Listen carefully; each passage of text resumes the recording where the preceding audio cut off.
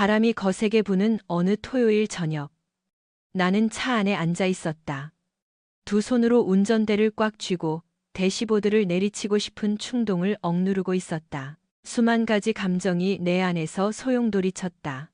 분노, 치욕, 배신감, 그리고 떨쳐낼 수 없는 깊은 가슴의 통증. 오늘은 내게 아주 중요한 밤이어야 했다. 나의 50번째 생일이었으니까 반세기를 살았다. 가족을 위해 옳은 일을 하려 노력하며 헌신해 왔건만 그들은 수십 년간 알고 지낸 지인들 앞에서 나를 처참하게 짓밟았다. 내 인생에 대해 잠시 이야기해보자. 내 이름은 김영수다. 적어도 현재 내 운전면허증에는 그렇게 적혀 있다.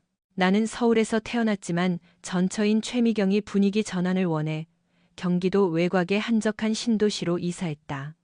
우리는 19년간 결혼 생활을 했고 아들 셋을 키웠다. 그러다 8년 전 그녀는 내가 너무 지루하다며 이혼을 요구했다. 매일 저녁 정시에 귀가해 안정적으로 가족을 부양하는 것만으로는 그녀에게 충분한 즐거움이 되지 않았던 모양이다. 나는 항상 조용한 남자였고 성실한 가장이었으며 진정한 사랑에는 엄격함이 동반되어야 한다고 믿는 아버지였다. 나는 성인군자가 아니었다. 어떤 아버지도 성인군자는 아니지만 나는 노력했다. 내게 묻다면 그 노력만으로 충분하지 않았다고 할 것이고 아들들에게 묻다면 잘못된 방식이었거나 혹은 부족했다고 할 것이다. 아이들은 저마다 불만이 달랐기에 나는 그 정답을 알 수 없었다. 큰아들 민주는 29세, 둘째 지우는 26세, 막내 도유는 23세다. 세 아들은 모두 엄마가 더 재미있는 사람이고 말이 잘 통한다고 생각했고 나는 그저 그들의 생활비를 대주는 지갑 정도로 여겼다. 그것이 지난 세월 나의 역할이었다. 나는 공과금, 등록금, 그리고 예기치 않게 발생하는 모든 비용을 지불했고 그들이 부족함 없이 살기를 바랐다. 미경과 내가 이혼 서류에 도장을 찍었을 때 아이들은 꽤 어렸다. 도윤이가 15세, 지훈이가 18세, 민준이가 갓 20세였으니까 나는 그래도 내가 여전히 그들의 아버지로 남을 것이라 생각했다. 하지만 오늘 밤 일어난 일은 그 무엇으로도 대비할 수 없었다. 모든 것은 3주 전 민준에게 걸려온 전화 한 통에서 시작되었다. 그가 말했다. 아빠, 우리끼리 얘기해봤는데요. 아빠의 50번째 생일 파티를 열어드리고 싶어요. 아빠의 인생을 축하해드리고 싶어서요. 나는 하마터면 전화기를 떨어뜨릴 뻔했다. 지난 10년 가까이 우리의 대화는 항상 무언가를 요구하는 내용뿐이었다. 카드 빚을 갚아달라. 도박에 빠진 지훈을 구해달라. 도윤의 학비를 보태달라 등등. 하지만 이번엔 달랐다. 나는 의심을 삼키며 말했다. 그래, 민준아. 정말 고맙구나. 감동이다. 나는 스스로에게 되뇌었다. 아마 애들이 철이 들었나 보다. 내가 영원히 곁에 있지 않을 거라는 걸 깨닫고 적대감을 푼 거겠지. 나는 그들이 이혼 후에 앙금을 털어내고 진정한 가족애를 되찾길 간절히 기도했다. 아마 마음 깊은 곳에서 나는 그들이 나를 최선을 다한 괜찮은 아버지로 봐주기를 원했던 것 같다. 그래서 지금 나는 운전대를 꽉 쥐고 분노의 눈물을 삼키고 있는 것이다. 그 생일 파티라는 것이 실은 철저하게 기획된 공개적 망신주기였기 때문이다. 민준과 동생들은 동네 수제 맥주집의 연회장을 빌려 파티를 열었다. 파티가 무르익고 30여 명의 사람들이 대화를 나누고 있을 때 그중 다수는 내 오랜 친구들이었다. 민준이 잔을 두드리며 말했다. 영수 씨의 50년을 기념하기 위해 특별한 걸 준비했습니다. 다들 준비되셨죠? 그들이 조명을 낮추고 영상을 띄우는 것을 지켜보았다. 나는 옛날 사진이나 아재 몸매를 놀리는 가벼운 농담 정도를 예상했다. 하지만 스피커에서는 미경의 목소리가 흘러나왔다. 매끄럽고 마치 다큐멘터리 내레이션 같은 톤으로 실패한 남편, 실패한 아버지, 실패한 남자. 김영수에 대해 이야기하고 있었다. 얼굴이 화끈거렸다. 처음에는 사람들이 웃었다. 짓궂은 농담이라고 생각했을 때 나오는 그런 웃음이었다. 하지만 웃음은 곧 멈췄다. 3개월 만에 고장 나버린 내 낡은 중고차 사진이 나왔다. 끝내지 못한 집수리 프로젝트들.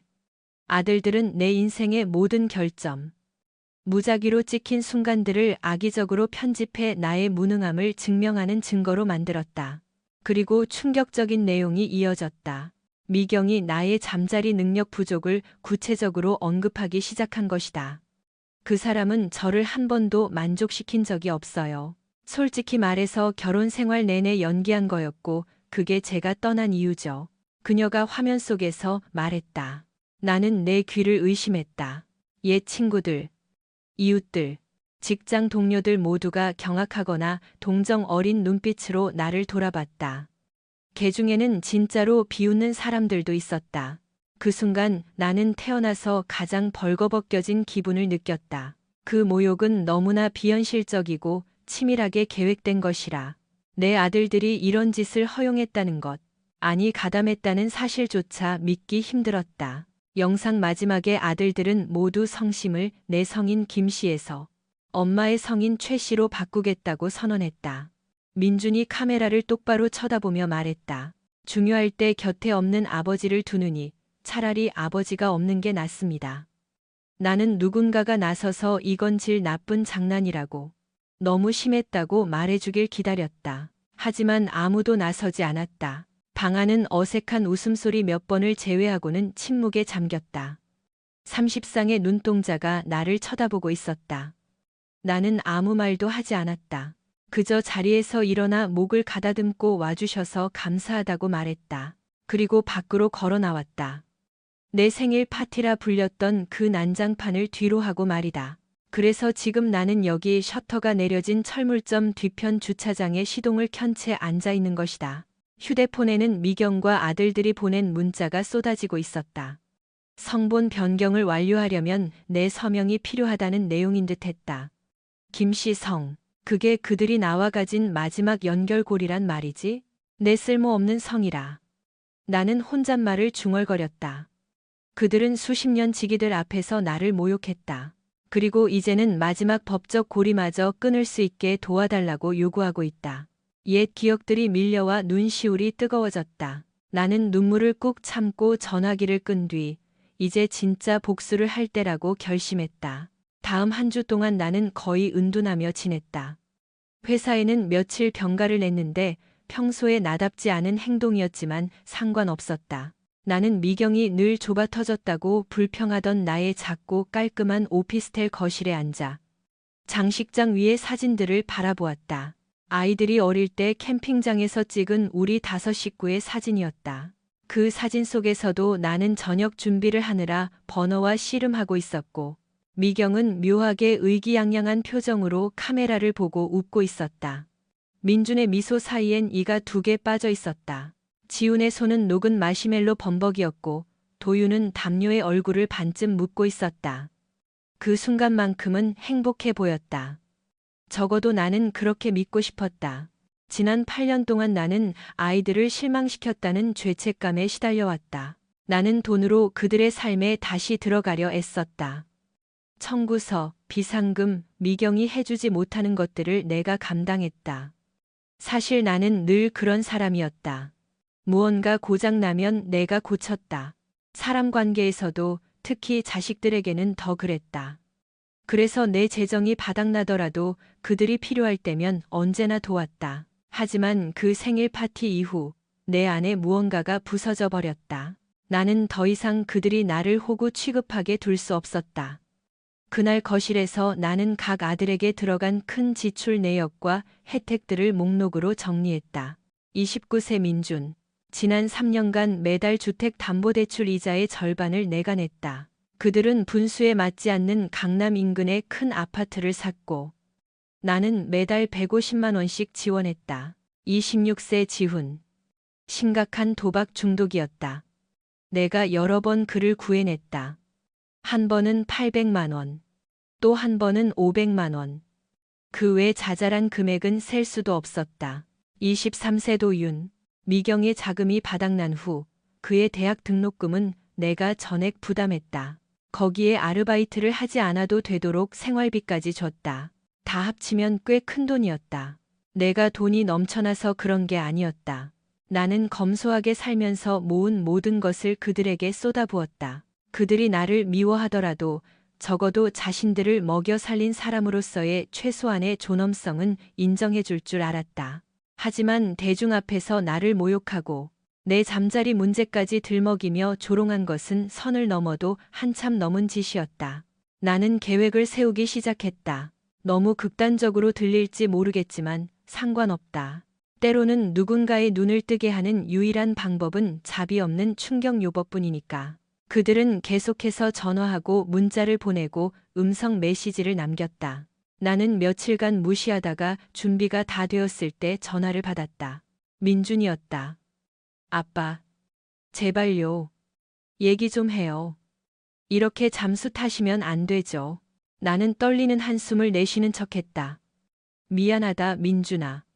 그냥 내가 좀 상처를 받아서. 너희가 파티에서 한 행동에 많이 놀랐거든. 아직도 상황을 이해해 보려고 노력 중이다. 그는 잠시 멈칫했다. 내가 화를 낼 거라 예상했겠지만 나는 그러지 않았다. 그가 말했다. 저기요. 우린 그냥 사실을 말한 것뿐이에요. 네, 좀 듣기 거북했을 수도 있지만 아빠도 들을 필요가 있었어요. 그리고 성본 변경 문제도요. 그냥 김씨 성이 더 이상 우리한테 안 맞는 것 같아서요. 개인적인 감정은 없어요. 진짜로요. 내 목소리가 한 옥타브 올라갔다가 다시 내려갔다. 알았다. 너희 진심이 그렇다면 내가 더 이상 막지 않으마. 서명 필요한 게 있다고 했지? 그래, 알겠다. 내가 너무 쉽게 동의하자 그는 놀란 눈치였다. 법원 제출용 동의서랑 몇 가지 서류가 있어요. 만나서 저녁이나 먹죠. 자세한 얘기는 그때 해요. 그의 목소리에는 내가 결국 굴복할 거라는 확신에 찬 거만함이 묻어났다. 나는 내 진짜 계획을 위해 잠시 져주기로 했다. 그래, 내가 웅얼거렸다. 모든 걸 바로잡고 싶구나. 저녁 먹자. 좋아요. 민준이 만족감을 숨기지 못하고 말했다. 지훈이랑 도윤이한테도 말해둘게요. 그는 내 집 근처 청담동의 고급 이탈리안 레스토랑을 예약했다. 파스타 한 접시에 4만 원이 넘는 그런 곳이었다. 내가 돈을 낼 게 아니라면 절대 나를 부르지 않을 그런 곳 말이다. 정말 뻔했다. 나는 전화 통화를 하며 일부러 기력이 다 빠지고 멘탈이 무너진 것처럼 연기했고 그들은 그걸 철석같이 믿었다. 토요일이 되었고 나는 전날 밤 입고 잔 구겨진 셔츠를 그대로 입고 레스토랑에 도착했다. 턱에는 면도를 하지 않아 수염이 거뭇거뭇했다. 여직원은 예의 바른 미소 뒤에 숨긴 평가하는 눈빛으로 나를 훑어보았다. 김씨 일행과 왔다고 하자 그녀는 안쪽 원형 테이블로 안내했다. 미경과 아들들이 이미 앉아 있었다. 미경은 마치 나 운동하는 여자야라고 광고하듯 몸에 딱 붙는 옷을 입고 어색하게 손을 흔들었다. 방금 필라테스나 PT를 받고 온 게 분명했다. 그녀의 향수 냄새가 코를 찌를 듯 진동했다. 도윤은 틱톡인지 릴스인지를 보며 핸드폰만 들여다보고 있었고 지우는 지루한 듯 식탁볼을 두드리고 있었다. 민주는 초등학교 때 축구골을 넣었을 때나 보여주던 환한 미소를 지었다. 아빠, 민준이 일어나며 말했다. 와주셔서 다행이에요. 나는 힘없이 고개를 끄덕였다. 그래, 초대해줘서 고맙다. 미경이 입술을 모으며 동정하는 척했다. 우리 모두 당신을 위해 모인 거야, 영수 씨. 우린 그저 당신이 스스로에게 그리고 우리에게 솔직해지길 바랄 뿐이야. 솔직함? 그 위선의 구역질이 날 뻔했다. 나는 말없이 자리에 앉아 주변 테이블의 걱정스러운 시선을 무시했다. 웨이트리스가 주문을 받으러 왔다. 나는 물만 달라고 했다. 오늘 밤은 와인도 위스키도 필요 없었다. 머리가 맑아야 했으니까. 민준이 먼저 입을 열었다. 아빠, 많이 힘드셨을 거 알아요. 파티에서 우리가 한 행동들요. 좀 심해 보였을 수도 있지만 아빠가 현실을 직시하게 하려면 충격적인 방법이 필요했어요. 그래, 내가 고개를 숙인 채 작게 말했다. 내가 너희한테 얼마나 엉망이었는지 미처 몰랐던 모양이다. 도윤이 휴대폰에서 눈을 떼며 사과하듯 말했다. 아빤 우리가 정서적으로 필요할 때 곁에 없었잖아요. 진짜 우리 얘길 들어준 건 엄마였어요. 그래서 그 영상은 우리가 지난 몇 년간 느낀 감정을 보여준 것뿐이에요. 미경이 테이블 너머로 내 손을 톡톡 두드렸다. 인정해요, 영수 씨. 당신은 우리 결혼 생활을 즐겁게 만들려고 노력한 적이 없었어. 당신은 날 투명 인간 취급했고, 그래서 내가 밖에서 행복을 찾을 수밖에 없었지. 그건 사적인 문제잖아. 내가 식탁보만 쳐다보며 중얼거렸다. 애들 앞에서 할 얘기는 아닌 것 같은데. 그녀는 어깨를 으쓱했다. 애들도 진실을 알 자격이 있어. 당신도 그렇고. 지훈이 끼어들었다. 아빠, 이건 결혼 생활만의 문제가 아니에요. 아빤 항상 강한 가장인 척, 돈 버는 기계인 척 했지만 그걸로 충분하지 않았어요. 놓친 순간이 너무 많잖아요.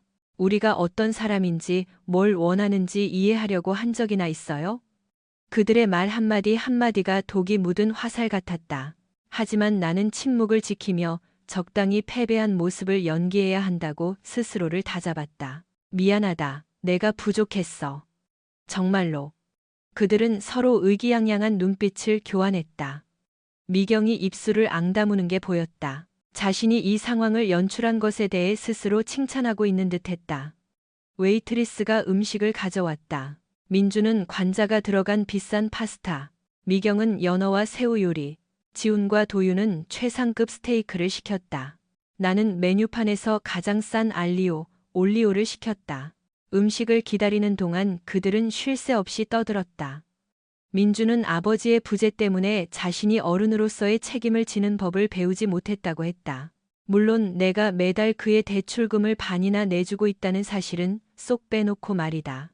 지우는 내 공감 능력 부족을 비판하며 자신의 감정적인 문제를 나에게 털어놓을 수 없었다고 했다. 도윤은 맞장구를 치며 내가 10대 시절 자신의 야구 경기를 놓쳤거나 부자 캠핑을 안 갔던 일들을 들춰냈다. 나는 앉아서 그들의 비난을 고스란히 들었다. 그들은 역사를 완벽하게 다시 쓰고 있었다. 나를 냉혹한 폭군이나 부재 중인 아버지로 묘사했다. 미경은 중간중간 끼어들어 반만 사실이거나 완전히 왜곡된 디테일을 보탠다. 하지만 나는 화내지 않았다. 그저 고개를 숙이고 그들이 원하는 것을 주었다. 용서를 비는 아버지의 모습을. 그러자 이 저녁 식사의 진짜 목적이 드러났다. 지훈이 목을 가다듬었다. 아빠, 여기 성본 변경 신청서예요. 기한이 얼마 안 남아서요. 아빠가 인지하고 있고 반대하지 않는다는 서명이 필요해요. 아빠 동의서 없으면 판사가 허가 안 해줄 수도 있거든요. 미경이 달콤한 목소리로 거들었다. 우린 그냥 모든 걸 합법적이고 깔끔하게 하고 싶은 것뿐이야. 당신한테 상처 주려는 게 아니야. 애들이 새 출발을 하려면 이게 필요해서 그래. 나는 속이 뒤틀리는 것을 참으며 고개를 끄덕였다. 그래, 너희 모두가 진심으로 원한다면. 민준이 환하게 웃었다. 아빠, 정말 큰 힘이 돼요. 고마워요. 메인 요리가 나왔고 나는 몇 분간 손을 떠는 척하며 조용히 식사했다. 대화는 멈췄고 접시 달그락거리는 소리와 헛기침 소리만 들렸다. 디저트가 나오기 전 식사를 마친 후 그들은 서류를 트럼프 카드처럼 내 앞에 펼쳤다. 나는 그들이 가리키는 곳마다 조용히 서명하며 펜의 감촉을 하나하나 기억했다. 나는 물었다. 정말 확실한 거지? 이거 하면 되돌릴 수 없다. 도윤은 잠시 멈칫했지만 미경과 민주는 단호하게 고개를 끄덕였다. 지우는 고개를 돌리며 침을 삼켰다. 그렇게 마지막 서명까지 마쳤다. 젊은 직원이 빈 접시를 치우며 이 긴장된 분위기를 감지한 듯 힐끔거렸다. 계산서가 나오자 민주는 슬그머니 내 쪽으로 밀었다. 나는 지갑을 꺼내 5명분의 식사비 25만 원을 계산했다. 팁까지 넉넉히 얹어주며 그들을 안심시켰다. 나는 패배감에 짓눌린 어깨를 하고 그곳을 나왔다. 하지만 내 눈 속에는 희망의 불꽃이 타오르고 있었다. 집에 도착하자마자 나는 진짜 계획을 실행에 옮겼다. 인터넷 뱅킹에 접속해 민준에게 매달 나가던 150만 원 자동이체를 해지했다. 도윤의 다음 학기 등록금 수표를 찢어버리고 은행에 전화해 등록금 이체 예약을 취소했다. 지훈의 도박 자금줄. 그가 나락으로 떨어지지 않게 받쳐주던 유일한 지지대인 나를 끊어냈다. 나는 지훈의 번호를 차단하고 그가 또 돈을 요구하려 하면 의심스러운 고액 거래로 신고해달라고 은행에 요청했다. 그들의 반응이 어떨지 모르는 바는 아니었지만 돈줄이 끊겼을 때 그 잘난 도덕적 우월감이 얼마나 빨리 무너지는지 보고 싶었다. 아니나 다를까. 일주일도 채 지나지 않아 붕괴가 시작되었다. 민주는 내게 13통의 음성 메시지를 남겼다. 마지막 메시지는 분노 그 자체였다. 아빠, 갑자기 돈을 끊으면 어떡해요? 은행에서 집 압류하겠다고 난리예요. 와이프가 엄청 화났다고요. 내일 대출 상담 가야 하는데 진짜 사람 곤란하게 만드시네. 도윤은 학교에서 온 등록금 미납 독촉장 캡처를 문자로 보내기 시작했다. 그리고는 진짜 쓰레기같이 구시네요. 아세요? 자식한테 이러면 안 되죠. 같은 모욕적인 문자를 퍼부었다. 지우는 차단된 것을 알고 친구 전화로 음성 메시지를 남겼다. 참 매너 좋네, 아빠. 내가 빚쟁이들한테 맞으면 다 아빠 탓이야. 아들 병원에 눕거나 시궁창에 처박히는 꼴 보고 싶어? 계속 무시해 보시지. 그들 중 단 한 명도 나에게 가한 잔인한 모욕에 대해 사과하지 않았다. 대신 각자 나에게 다시 현금 인출기 노릇을 하라고 요구했다. 새로운 형태의 오만함이었지만 놀랍지는 않았다. 수년 동안 나를 발매트 취급했으니 더 세게 밟아도 된다고 생각했겠지. 지훈이 협박성 메시지를 남긴 다음 날, 나는 한 단계 더 나아갔다. 그가 도박빚 때문에 징징대던 문자, 포커 빚 해결이라고 적힌 송금 내역 캡처, 그리고 그 외 모든 증거를 모았다. 그리고 그가 모르는 이메일 주소를 만들어 그의 약혼녀인 지은에게 보냈다. 제목, 당신의 약혼자가 숨기고 있는 것. 며칠 후 누군가 현관문을 두드렸다. 지은이었다. 뺨에 눈물이 흐르고 있었고 손에는 핸드폰을 쥐고 있었다. 그녀는 정보가 사실인지 확인하려 했다. 나는 담담하게 말했다. 거짓말은 안 합니다. 다 사실이에요. 그녀는 훌쩍이며 떨리는 목소리로 감사합니다라고 속삭이고는 떠났다. 들리는 바에 의하면 그녀는 그날로 짐을 싸서 나갔다고 한다. 잘된 일이다. 지우는 나에게 문자 폭탄과 음성 메시지를 퍼부으며 내가 자기 인생을 망쳤다고, 정신이 이상하고 복수심에 불타는 냉혈한이라고 비난했다. 그래, 냉혈한 맞지. 나는 문자를 읽으며 중얼거렸다. 내 친구들 앞에서 나를 개망신 줄 때 너희의 동정심은 어디 있었는데? 하지만 압권은 미경의 분노였다. 그녀는 내가 이 문제를 해결해야 한다며 아들들이 위기에 처했으니 채스럽게 굴지 말고 가족의 이익을 생각하라고 문자를 보내왔다. 내 생일 파티에서 마이크를 잡고 전 세계에 내 잠자리 기술이 형편없다고 떠벌린 여자가 할 소리인가. 그 위선이 너무 역겨워 토할 것 같았다. 나는 모두 무시하고 그들이 스스로 뿌린 씨앗을 거두게 내버려 두었다. 나는 그 어느 때보다 잘 잤다. 새벽 4시에 깨어 자식들의 사고를 어떻게 수습할지 고민하는 일은 더 이상 없었다. 내 재정 상태도 안정되었다. 처음으로 가격표를 보지 않고 식료품을 샀고 미뤄왔던 치과 치료 예약도 잡았다. 이 변화는 정말 해방감을 주었지만 아직 끝난 게 아니었다. 확실한 매듭이 필요했고 그들에게는 마지막 현실 자각이 필요했다. 그래서 나는 단체 문자를 보냈다. 화해하고 해결책을 찾고 싶다. 이번 주말 우리 집에서 진지하게 얘기 좀 하자. 점심 살게.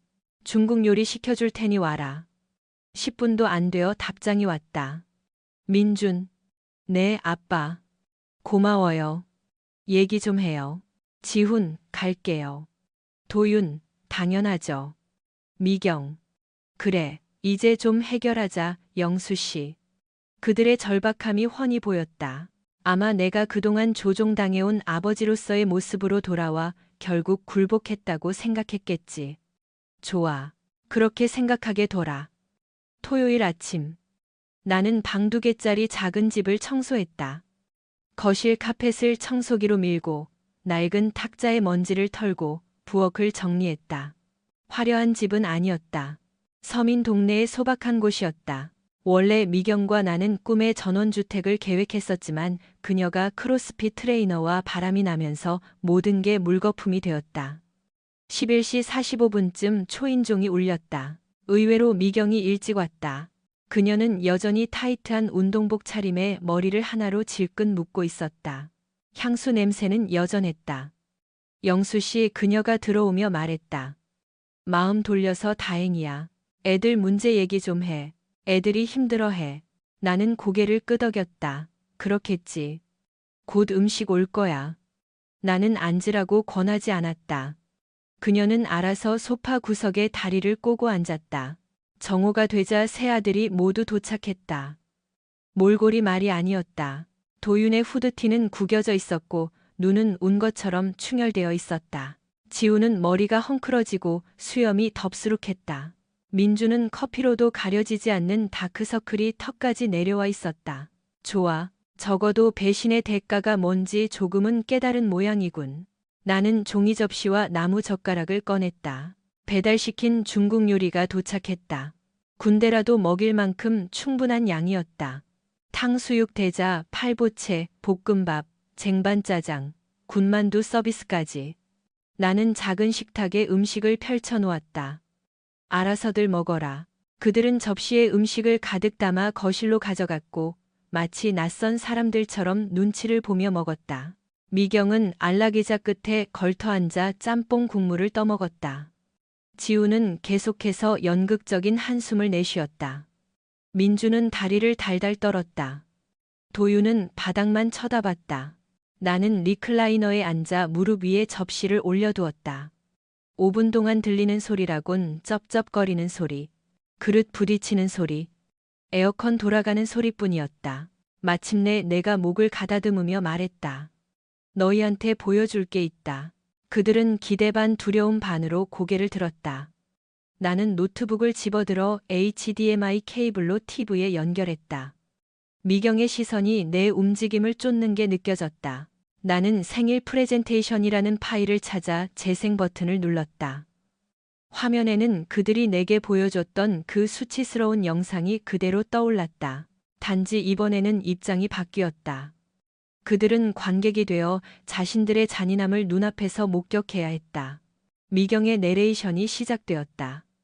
실패한 남편, 실패한 아버지, 실패한 남자, 김영수.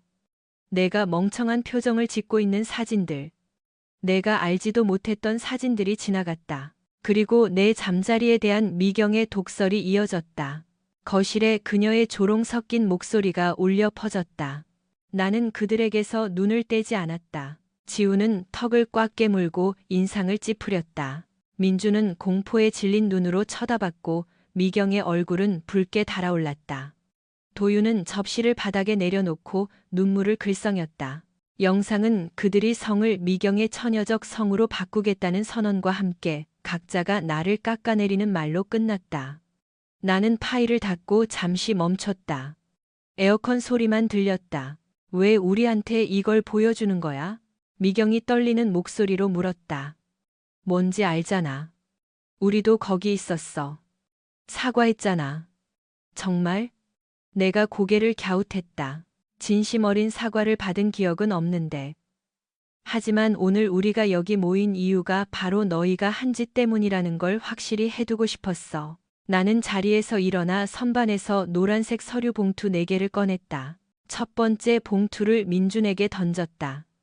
안에는 지난 3년간 내가 매달 대신 납부한 대출금 내역서가 들어있었다. 총 400만 원이다. 넌 엄마한테 내가 계약금만 좀 보태줬다고 했지?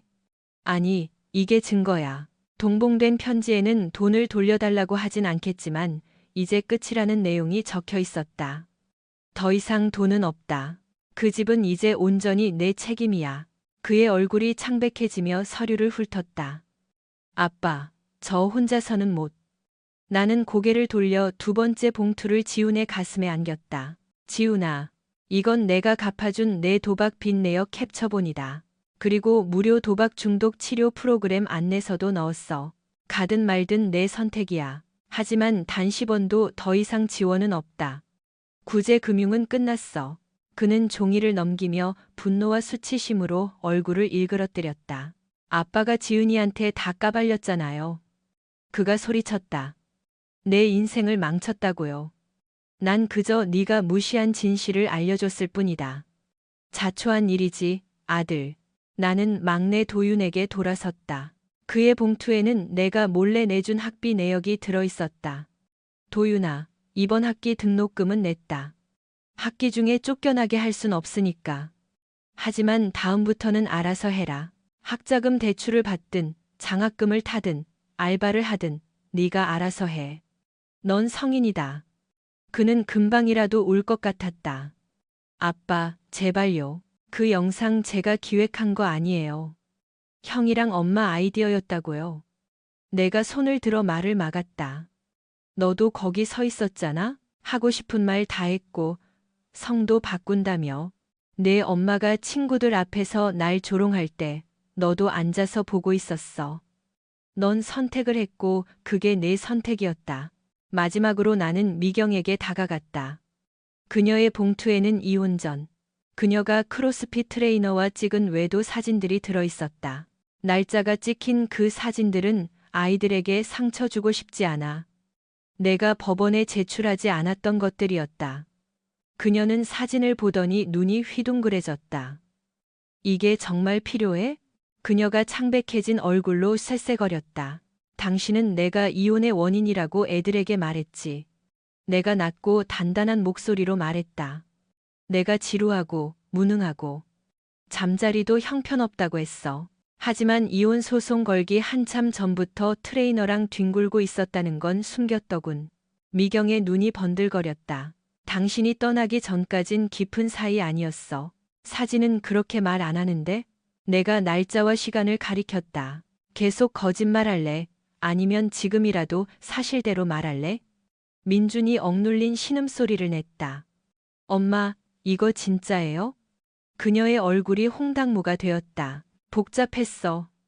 내 아빠가 날 방치했고, 처음엔 그냥 감정적인 의지였을 뿐이야. 그만해. 내가 으르렁거렸다. 더 이상 변명은 듣고 싶지 않아. 그녀는 분노인지 수치심인지 모를 떨림과 함께 봉투를 덮어버렸다. 나는 한 걸음 뒤로 물러나 그들 모두를 바라보았다.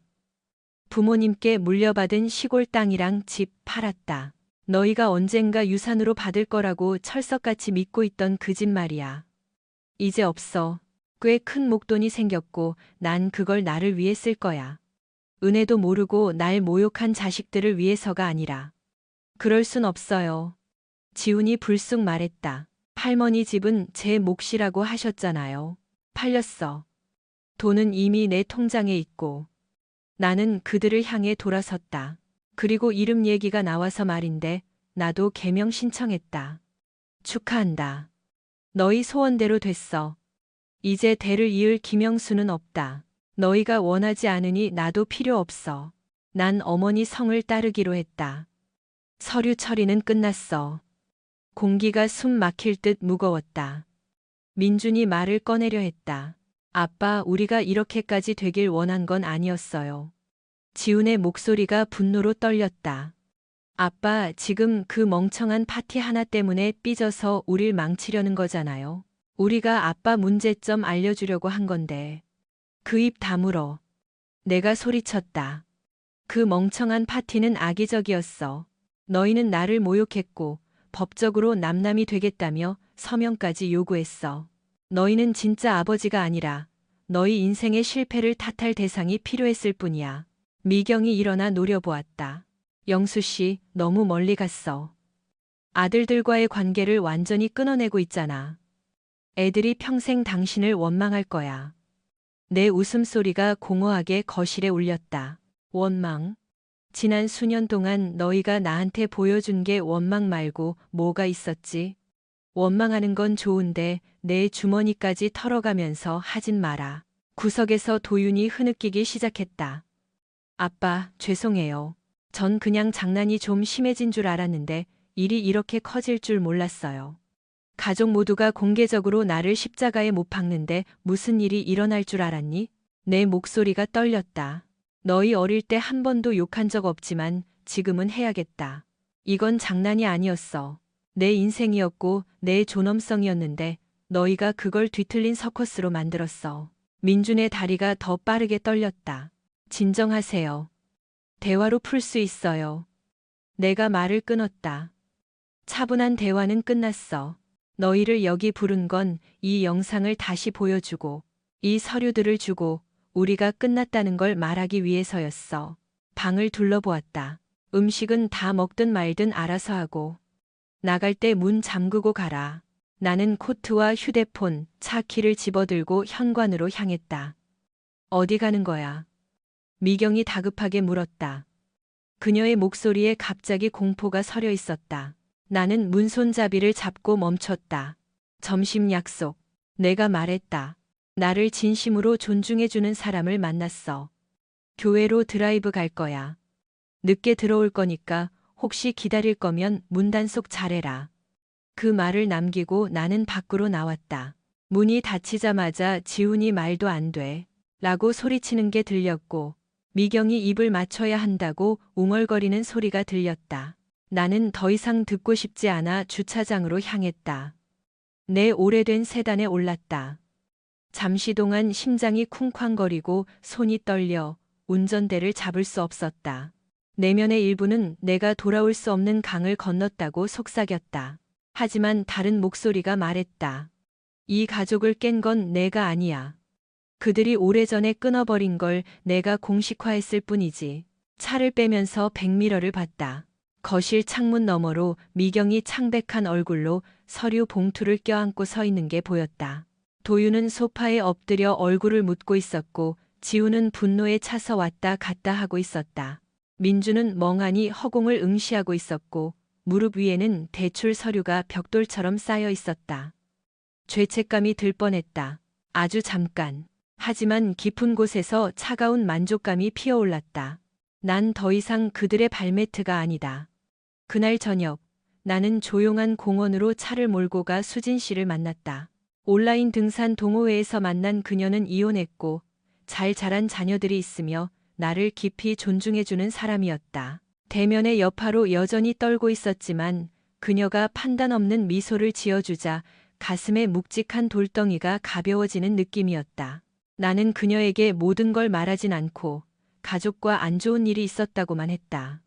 우리는 산책하며 등산 코스, 계절 새들에 대해 이야기했다. 수년 만에 처음으로 숨통이 트이는 기분이었다. 후폭풍은 즉시 닥쳤다. 민주는 집을 잃을 위기에 처했다. 며느리가 전화해 울며불며 도와달라고 사정했다. 나는 그건 부부 사이의 일이니 알아서 하라고 말하고 끊었다. 도유는 원망과 죄책감 사이에서 갈팡질팡하며 문자를 보냈다. 꼭 제 학업을 망쳐야 했어요? 나는 답했다. 일자리 구해라. 행운을 빈다. 지우는 여전했다. 비난과 분노의 문자들. 나는 다시 차단했다. 미경은 내가 갱년기 우울증으로 미쳤다는 소문을 퍼뜨렸다. 친척들이 걱정되어 전화했지만 내가 그 생일 파티 영상을 보내주자 침묵은 금이 되었다. 개명 절차가 완료되었을 때 나는 홀가분함을 느꼈다. 더 이상 김영수가 아니었다. 나는 어머니의 성인 박 씨를 따르기로 했다. 유일하게 내 편이었던 분. 그들이 내 이름을 원하지 않으니 나도 싫다. 자기들끼리 잘해보라고 해라. 나는 진짜 내 것을 찾았다. 얼마 지나지 않아. 나는 오랫동안 꿈꿔왔던 일을 해냈다. 설악산으로 떠난 것이다. 미경은 캠핑 따위 시간 낭비라고 했지만 그녀가 틀렸다. 계곡의 물보라가 얼굴에 튀었다. 그들의 문제 밖에도 내 인생이 있다는 걸 일깨워 주었다. 나는 더 많은 계획을 세우기 시작했다. 지리산 종주, 어쩌면 알래스카 여행까지. 내겐 쓰지 않은 휴가가 많이 남아 있었고 이제 그 시간을 쓸 사람은 나밖에 없었다. 2달 후 퇴근하고 돌아오니 집 앞에 미경의 SUV가 주차되어 있었다. 그녀는 팔짱을 끼고 서 있었고 아들들이 뒤에 있었다. 나는 길가에 차를 세웠다. 우편함 이름이 박영수로 바뀌었는데도 용케 찾아왔다. 내가 내렸다. 원하는 게 뭐야? 민준이 먼저 말했다. 도와주세요. 집 넘어가게 생겼어요. 지훈이는 폐인됐고 도윤이는 휴학할지도 몰라요. 엄마도 쓰러지기 일보 직전이에요. 제발요, 아빠. 나는 그들을 빤히 쳐다봤다. 내 생일날 너희가 한 짓 기억 안 나니? 날 모욕하고 조롱하고 이제 돈 필요하니까 다시 기어 들어온 거냐. 도윤이 울먹이며 앞으로 나왔다. 죄송해요. 형들이 하자는 대로 했어요. 그냥 아빠가 저를 자랑스러워했으면 해서. 내 마음 한구석이 약해졌지만 충분하지 않았다. 너무 늦었다. 도윤아. 지훈이 비웃었다. 진짜 삽스럽게 구시네. 사과하러 왔잖아요. 내가 말을 끊었다. 하지 마. 넌 날 모욕했고, 지은이한테 거짓말했고, 도박으로 수천만 원을 날렸어. 그래 놓고 내 돈을 원해? 미경이 소리쳤다. 당신 아들들이잖아. 아니, 당신이 나를 파멸시키려 했을 때 그들은 당신의 병사들이었지. 당신들이 날 인생에서 밀어냈잖아. 이제 와서 내가 그 난장판을 치워주길 기대하지 마. 그녀가 코웃음 쳤다. 당신 변했어. 그래, 내가 말했다.